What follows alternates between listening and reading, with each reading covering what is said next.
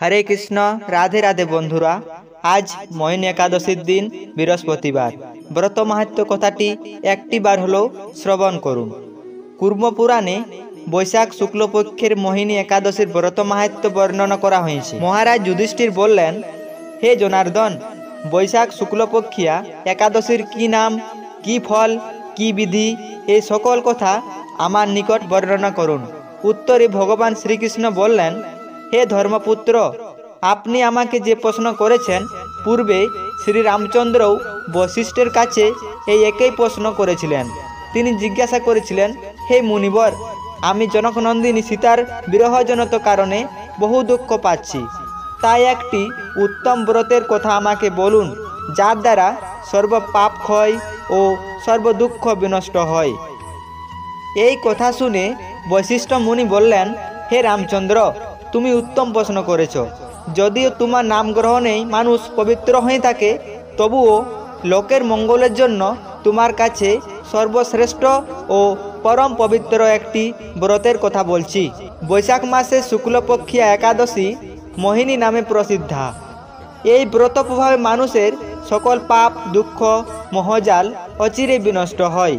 তাই মানুষের উচিত সকল পাপ ক্ষয়কারী ও সর্ব দুঃখ বিনাশিনী এই একাদশী ব্রত পালন করা। একাগ্র চিত্তে তার মহিমা তুমি শ্রবণ করো। এই কথা শ্রবণ মাত্রেই সমস্ত পাপ বিনষ্ট হয়। পবিত্র সরস্বতী নদীর তীরে ভদ্রাবতী নামে এক সুশোভনা নগরী ছিল। চন্দ্র বংশজাত ধৃতমান নামে এক রাজা সেখানে রাজত্ব করতেন। সেই নগরীতে ধনপান নামে এক বৈশ্য বাস করতেন। তিনি ছিলেন পুণ্যকর্মা ও সমৃদ্ধশালী ব্যক্তি। তিনি নলকূপ, জলাশয়, উদ্যান, মঠ ও গৃহ ইত্যাদি নির্মাণ করে দিতেন। তিনি ছিলেন বিষ্ণুভক্তিপরায়ণ, শান্ত প্রকৃতির মানুষ। সুমনা, দ্যুতিমান, মেধাবী, সুকৃতি ও দৃষ্টবুদ্ধি নামে তার 5 জন পুত্র ছিল। পঞ্চম পুত্র দৃষ্টবুদ্ধি ছিল অতি দুরাচারী। সে সর্বদা পাপ কার্যে লিপ্ত থাকত। পরস্ত্রী সঙ্গী, বেশ্যাসত্ব, লম্পট, দুত্তক্রিয়া প্রভৃতি পাপে সে অত্যন্ত আসক্ত ছিল। দেবতা, ব্রাহ্মণ, পিতামাতার সেবায় তার একেবারে মতি ছিল না। সে অন্যায় কার্যে রত, দুষ্টু স্বভাব ও পিতৃধন ক্ষয়কারক ছিল। সব সময় সে অভক্ষণ ও সুরাপানে মত্ত থাকত। পিতা ধনপাল একদিন পথ চলছিলেন। হঠাৎ তিনি দেখতে পেলেন দৃষ্টবুদ্ধি এক বেশ্যার গলায় হাত রেখে নিঃসংকোচে ঘুরে বেড়াচ্ছে। তার নির্লজ্জ পুত্রকে এইভাবে চৌরাস্তায় ভ্রমণ করতে দেখে তিনি অত্যন্ত মর্মাহত হলেন। এই কুস্বভাব দর্শনে ক্রুদ্ধ হয়ে তিনি তাকে গৃহ থেকে বের করে দিলেন। তার আত্মীয় স্বজনও তাকে পরিত্যাগ করল। সে তখন নিজের অলঙ্কারাদি বিক্রি করে জীবন অতিবাহিত করত। কিছুদিন এইভাবে চলার পর অর্থভাব দেখা দিল। ধনহীন দেখে সে বেশ্যাগণও তাকে পরিত্যাগ করল। অন্ন বস্ত্রহীন দৃষ্টবুদ্ধি ক্ষুধা তৃষ্ণায় অত্যন্ত কাতর হয়ে পড়ল। অবশেষে নিজের গ্রামে সে চুরি করতে শুরু করল। একদিন রাজপ্রহরী তাকে ধরে বন্দি করল, কিন্তু পিতার সম্মানার্থে তাকে মুক্ত করে দিল। এইভাবে বার কয়েক সে ধরা পড়ল ও ছাড়া পেল, কিন্তু তবুও সে চুরি করা বন্ধ করল না। তখন রাজা তাকে কারাগারে বন্ধ করে রাখলেন। বিচারে সে কষাঘাত দণ্ডভোগ করল। কারাভোগের পর অন্যান্য উপায়ে দৃষ্টবুদ্ধি বনে প্রবেশ করল।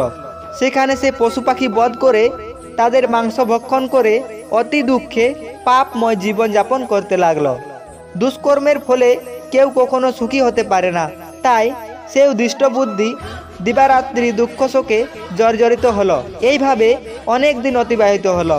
কোনো পুণ্য ফলে সহসা একদিন সে কণ্ডিন্য ঋষির আশ্রমে উপস্থিত হলো।